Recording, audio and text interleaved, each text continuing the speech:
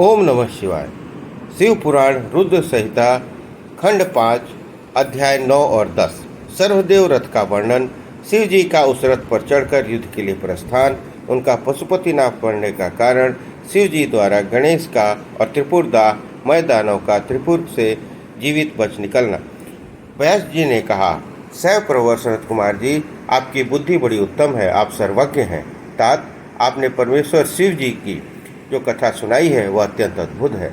अब बुद्धिमान विश्वकर्मा ने शिव जी के लिए जिस देवमय एवं परमोत्कृष्ट दिव्य रथ का निर्माण किया था उसका वर्णन कीजिए।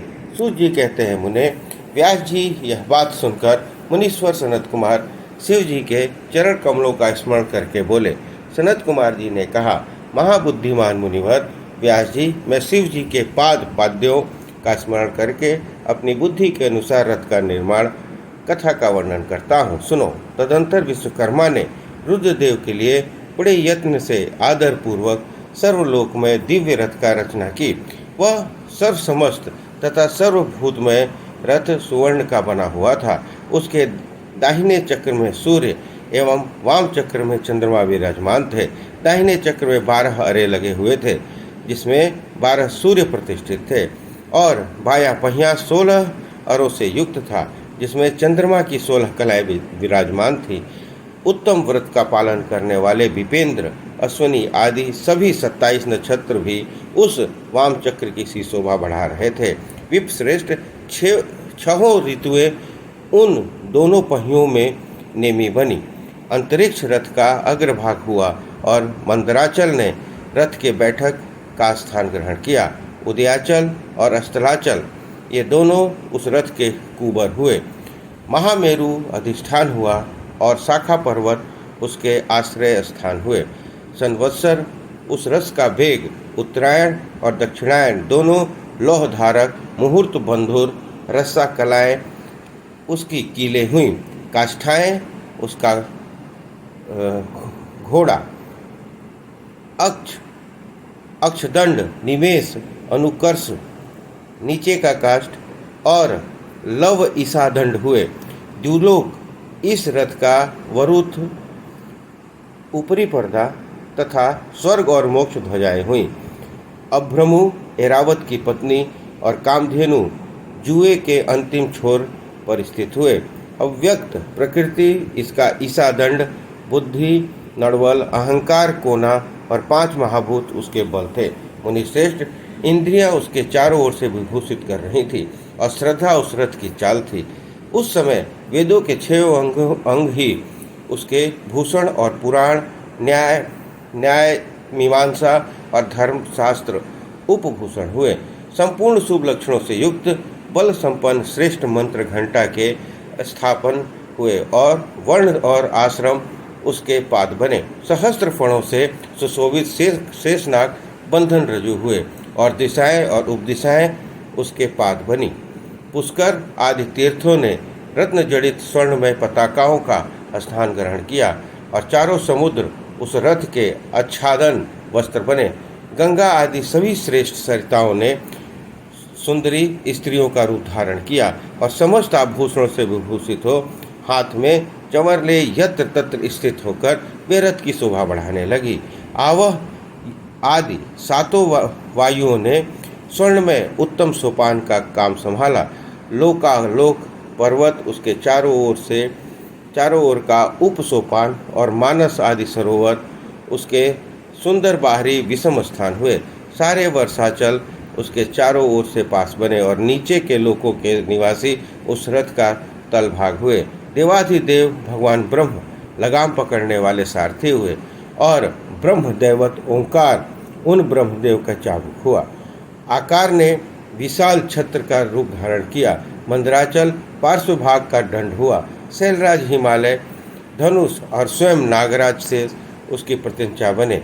श्रुति रूपिणी सरस्वती देवी उस धनुष की घंटा हुई और महातेजस्वी विष्णु बाण तथा अग्नि उस बाण के नोक बने। मुने, चारों वेद उस रथ में जुतने वाले 4 घोड़े कहे गए हैं।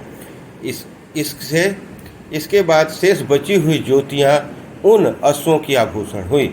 विष से उत्पन्न हुई वस्तुओं ने सेना का रूप धारण किया वायु बाजा बजाने वाले और व्यास आदि मुख्य मुख्य ऋषि महान वाहक हुए। मुनीश्वर, अधिक कहने से क्या लाभ, मैं संक्षेप में बताता हूँ कि ब्रह्मांड में जो कुछ वस्तु थी वह सब उस रस में विद्यमान थी। इस प्रकार बुद्धिमान विश्वकर्मा ने ब्रह्मा और विष्णु की आज्ञा से उस शुभ रथ का तथा रथ सामग्री का निर्माण किया था। सनत कुमार जी कहते हैं, महर्षि, इस प्रकार के महान दिव्य रथ में जो अनेक विध आश्चर्यों से युक्त था, वेद रूपी अश्व से जोत कर ब्रह्मा उसे शिव को समर्पित कर दिया। शंभु को निवेदित करने के पश्चात जो विष्णु आदि देव के सम्माननीय एवं त्रिशूल धारण करने वाले हैं, उन देवेश्वर की प्रार्थना करके ब्रह्मा जी उन्हें उस रथ पर चढ़ाने लगे। तब महान ऐश्वर्यशाली सर्वदेवमय शंभु रथ सामग्री से युक्त उस दिव्य रथ पर आरूढ़ हुए। उस समय ऋषि, देवता, गंधर्व, नाग, लोकपाल और ब्रह्मा विष्णु भी उनकी स्तुति कर रहे थे। गान विद्या विशारद अप्सराओं के गण उन्हें घेरे हुए थे। सारथी के स्थान पर ब्रह्मा को देखकर उन वरदायक शंभु की विशेष शोभा हुई। लोक की सारी वस्तुओं से कल्पित उस रथ पर शिव जी चढ़ ही रहे थे कि वेद संभूत वे घोड़े सिर के बल भूमि पर गिर पड़े। पृथ्वी में भूकंप आ गया, सारे पर्वत डगमगाने लगे। सहसा शेषनाग शिव जी का भार न सह सकने के कारण आतुर हो कांप उठे। तब उसी क्षण भगवान धरणीधर ने उठकर नंदीश्वर का रूप धारण किया और रथ के नीचे जाकर उसे ऊपर उठाया, परंतु नंदीश्वर भी रथरूढ़ महेश के उस उत्तम तेज को सहन न कर सके। अतः उन्होंने तत्काल ही पृथ्वी पर घुटने टेक दिए। तत्पश्चात भगवान ब्रह्मा ने शिव जी की आज्ञा से हाथ में चाबुक ले घोड़ों को उठाकर उस श्रेष्ठ रथ को खड़ा किया। तदंतर महेश द्वारा अधिष्ठित उस उत्तम रथ में बैठे हुए ब्रह्मा जी ने रथ में जुते हुए मन और वायु के समान वेगशाली वेदमय अश्वों को उन तपस्वी दानवों के आकाश स्थित तीनों पुर का लक्ष्य करके आगे बढ़ाया। तत्पश्चात लोकों को कल्याण करता भगवान रुद्र देवों की ओर दृष्टिपात करके कहने लगे, सुरश्रेष्ठों, यदि तुम लोग देवों और अन्य प्राणियों के विषय में पृथक पृथक पशुत्व की कल्पना करके उन पशुओं का आधिपत्य मुझे प्रदान करोगे, तभी मैं उन असुरों का संहार करूंगा, क्योंकि ये दैत्य श्रेष्ठ तभी मारे जा सकते हैं, अन्यथा उनका वध असंभव है। सनत कुमार जी कहते हैं, मुने, अगाध बुद्धि संपन्न देवाधिदेव भगवान शंकर की यह बात सुनकर सभी देवता पशुत्व के प्रति सशंकित हो उठे, जिससे उनका मन खिन्न हो गया। तब उनके भाव को समझकर देवाधिदेव अंबिकापति शंभु करुणार्थ हो गए। वे हंसकर उन देवताओं से इस प्रकार बोले। शंभु ने कहा, देव श्रेष्ठों, पशु भाव प्राप्त होने पर ही तुम लोगों का पतन नहीं होगा। मैं उस पशु भाव से विमुक्त होने का उपाय बतलाता हूँ, सुनो और वैसा ही करो। समाहित मन वाले देवताओं, मैं तुम लोगों से सच्ची प्रतिज्ञा करता हूँ कि जो इस दिव्य पशुपत व्रत का पालन करेगा वह पशुत्व से मुक्त हो जाएगा। सुरश्रेष्ठों, तुम्हारे अतिरिक्त जो अन्य प्राणी भी मुझे पशुपत व्रत को करेंगे वे भी निस्संदेह पशुत्व से छूट जाएंगे। जो नैष्ठिक ब्रह्मचर्य का पालन करते हुए 12 वर्ष तक, 6 वर्ष तक अथवा 3 वर्ष तक मेरी सेवा करेगा अथवा कराएगा, वह पशुत्व से विमुक्त हो जाएगा। इसलिए श्रेष्ठ देवताओं, तुम लोग भी जब इस परमोत्कृष्ट दिव्य व्रत का पालन करोगे तो उसी समय पशुत्व से मुक्त हो जाओगे, इसमें कुछ भी संशय नहीं है। संत कुमार जी कहते हैं, महर्षि, परमात्मा महेश्वर की वचन सुनकर विष्णु और ब्रह्मा आदि देवता ने कहा, तथेति, बहुत अच्छा, ऐसा ही होगा। इसलिए बड़े बड़े देवता असुर भगवान शंकर के पशु बने और पशुत्व रूपी पास से विमुक्त करने वाले रुद्र पशुपति हुए। तभी से महेश्वर का पशुपति नाम विश्व में विख्यात हो गया। यह नाम समस्त लोकों में कल्याणप्रद करने वाला था। उस समय संपूर्ण देवता और ऋषि हर्षमग्न होकर जय जयकार करने लगे और देवेश्वर ब्रह्मा, विष्णु तथा अन्यान्य प्राणी भी परमानंद मग्न हो गए। इस अवसर पर महात्मा शिव का जैसा रूप प्रकट हुआ था उसका वर्णन करोड़ों वर्षों में भी नहीं हो सकता। तदंतर जो शिवा तथा संपूर्ण जगत के स्वामी और समस्त प्राणियों के सुख प्रदान करने वाले हैं, वे महेश्वर यूँ सुसज्जित होकर त्रिपुर का संहार करने के लिए प्रस्तुत हुए। जिस समय देव महादेव त्रिपुर का विनाश करने के लिए चले, उस अवसर पर देवराज आदि सभी प्रधान प्रधान देवता भी उनके साथ प्रस्थित हुए। पर्वत के समान विशालकाय उन सुरेश्वरों का मन प्रसन्न था। वे सूर्य के समान प्रकाशित हो रहे थे। वे सभी हाथों में हल, साल, मुठल, भुसंडी और नाना प्रकार के पर्वत जैसे विशाल आयुधों को धारण करके हाथी, घोड़े, सिंह, रथ और बैलों पर सवार हो चल रहे थे। उसी समय जिनके शरीर का परम प्रकाशमान थे और मन महान उत्साह से संपन्न थे तथा जो नाना प्रकार के अस्त्र शस्त्रों से सुसज्जित थे, वे इंद्र, ब्रह्मा और विष्णु आदि देव शंभु की जय जयकार बोलते हुए महेश्वर के आगे आगे चले। सभी दंडी और जटाधारी मुनि हर्ष मनाने लगे और आकाशचारी सिद्ध तथा चारण पुष्पों की वृष्टि करने लगे। विपेंद्र, त्रिपुर की यात्रा करते समय जितने गणेश्वर शिव जी के साथ थे, उनकी गणना करके कौन पा सकता है, तब मैं कुछ वर्णन करता हूँ। योगिन समस्त गणराजों के श्रेष्ठ भृंगी गणेश्वर तथा देवगणों से घिरकर विमान पर आरूढ़ महेंद्र की भांति त्रिपुर का विनाश करने के लिए चले।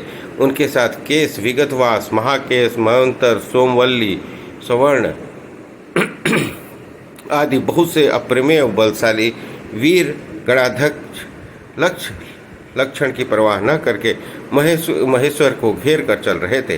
व्यास जी तदंतर महादेव, शंभु संपूर्ण सामग्रियों सहित उस रथ पर स्थित हो उन सूरद्रोहियों के तीनों पुरों को पूर्णतः दग्ध करने के लिए उद्यत हुए।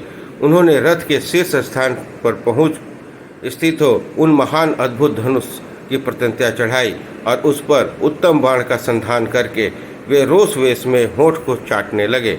फिर धनुष की मूढ़ को दृढ़ता पूर्वक पकड़कर और दृष्टि मिलाकर वे वहां अचल भाव से खड़े हो गए, परंतु उनके अंगूठे के अग्रभाग में स्थित होकर गणेश निरंतर पीड़ा ही पहुंचाते रहे, जिससे ये तीनों पूर्व त्रिशूलधारी शंकर का लक्ष्य न बन सके। तब धनुष बाणधारी मुंजेश विरूपाक्ष शंकर ने परम शोभन आकाशवाणी सुनी। उस व्योमवाणी में कहा, ऐश्वर्यशाली जगदीश्वर, जब तक आप इन गणेश की अर्चना नहीं कर लेंगे, तब तक इन तीनों पुरों का संहार नहीं कर सकेंगे। तब ऐसी बात सुनकर अंधकासुर के निहंता भगवान शिव ने भद्रकाली को बुलाकर गजानन का पूजन किया। तब हर्षपूर्वक विधि विधान सहित अग्रभाव में स्थित उन विनायक की गई। तब वे प्रसन्न पूजा हो गए। फिर तो भगवान शंकर को उन तारक पुत्र महामनस्वी दैत्यों के तीनों नगर यथोक्त रूप से आकाश में स्थित दिख पड़े। इस विषय में कुछ लोग ऐसा कहते हैं कि जब शिव जी स्वयं स्वतंत्र परब्रह्म सगुण निर्गुण सबसे ऊपर अलक्ष्य स्वामी परमात्मा निरंजन पंचदेवों के उपास्य और परात्पर प्रभु है, तो वे ही सबके उपास्य हैं, उनका उपास्य कोई नहीं है। तब सबसे वंदनीय परब्रह्म रूप उन देवेश्वर महादेव के विषय में यह बात उचित नहीं जान पड़ती है कि उनकी कार्य सिद्धि अन्य की कृपा पर अवलंबित हो, परंतु मुने उन देवाधिदेव वरदानी महेश्वर के चरित्र में लीला व सब कुछ घटित हो सकता है। अस्तु इस प्रकार जब गणाधिपति का पूजन करके महादेव जी स्थित हुए, तब तीनों सुर काल व शीघ्र ही एकता को प्राप्त हो गए। उन्हें उस त्रिपुरों के परस्पर मिलकर एक हो जाने पर महान आत्मबल से उत्पन्न देवताओं को महान हर्ष हुआ। तब संपूर्ण देवगण सिद्ध और परमर्षि अष्टमूर्तिधारी शिव की स्तुति करके उच्च स्वर से जय जयकार करने लगे। उस समय ब्रह्मा जगदीश्वर विष्णु ने कहा, महेश्वर, तारक के पुत्र उन त्रिपुर निवासी दैत्यों का वध का समय भी आ गया है। विभो, इसलिए ये पूर्व एकता को प्राप्त हो गए हैं। अतः देवेश, जब तक ये त्रिपुर पुनः विलग हो सके, उससे पहले या बाढ़ छोड़कर इन्हें भस्म कर दीजिए और देवताओं का कार्य सिद्ध करिए। मुने, तदंतर शिव जी ने धनुष की डोरी चढ़ाकर उस पर पूज्य पशुपतास्त्र नामक बाण का संधान किया और उसे वे त्रिपुर पर छोड़ने का विचार करने लगे। शंकर जी ने जिस समय अपने अद्भुत धनुष को खींचा था, उस समय अभिजीत मुहूर्त चल रहा था। उन्होंने धनुष की टंकार और दुस्सह से हिना करके अपना नाम घोषित किया और उन महासुरों को ललकार कर करोड़ों सूर्यों के समान प्रकाशमान उस भीषण बाण को उन पर छोड़ दिया। तब जिसके नोक पर अग्निदेव प्रतिष्ठित थे और जो विशेष रूप से पाप का विनाशक और विष्णुमय था, उस महान जाज्वल्यमान शीघ्रगामी बाण ने उन त्रिपुर निवासी दैत्यों का दग्ध कर दिया। तत्पश्चात वे तीनों सूर भी भस्म हो गए और एक साथ ही चारों समुद्रों रूपी मेखला वाली भूमि पर गिर पड़े। उस समय शिव जी की पूजा का अतिक्रमण कर देने के कारण सैकड़ों दैत्य उस बाण स्थित अग्नि से जलकर हाहाकार मचा रहे थे। तब भाइयों सहित ताराक्ष जलने लगा। तब उसने अपने स्वामी भक्तवत्सल भगवान शंकर का स्मरण किया और मन ही मन महादेव को लेकर परम भक्तिपूर्ण नाना प्रकार के विलाप करता हुआ वह उनसे कहने लगा। तारकाक्ष बोला, भव आप हम पर प्रसन्न हैं, यह हमें ज्ञात हो गया है। इस सत्य के प्रभाव से आप फिर कब भाइयों सहित हमको दग्ध करेंगे? भगवान, ये जो देवता और असुरों के लिए अप्राप्य है, वह दुर्लभ लाभ हमें प्राप्त हो गया। अब जिस योनि में हम जन्म धारण करेंगे, वहाँ अब हमारी बुद्धि आपकी भक्ति से भावित रहे। मुने, यूँ तो दैत्य विलाप कर ही रहते, शिव जी की आज्ञा से उस अग्नि ने उन्हें अद्भुत रीति से जलाकर राख की ढेरी बना दिया। व्यास जी और भी जो बालक और वृद्ध दानव थे, वे शिव आज्ञा अनुसार उस अग्नि द्वारा शीघ्र ही जलकर भस्म हो गए। यहाँ तक कि वह त्रिपुरों की जितनी स्त्रियां और पुरुष थे, वे सब भी उस अग्नि में उसी प्रकार दग्ध हो गए जैसे कल्पना में जगत भस्म हो जाता है। उस समय उस भीषण अग्नि से कोई भी स्थावर जंगम बिना जले नहीं बचा, किंतु असुरों के विश्वकर्मा अविनाशी मय बच गया, क्योंकि वह देवों का अविरोधी शंभु के तेज से सुरक्षित और सद्भक्त था। विपत्ति के अवसर पर भी वह महेश्वर का शरणागत बना रहता था। जिन दैत्यों तथा अन्य प्राणियों का भाव अभाव अथवा कृत अकृत से प्राप्त होने पर नाशकारक पतन नहीं होता, वे विनाश से बचे रहते हैं।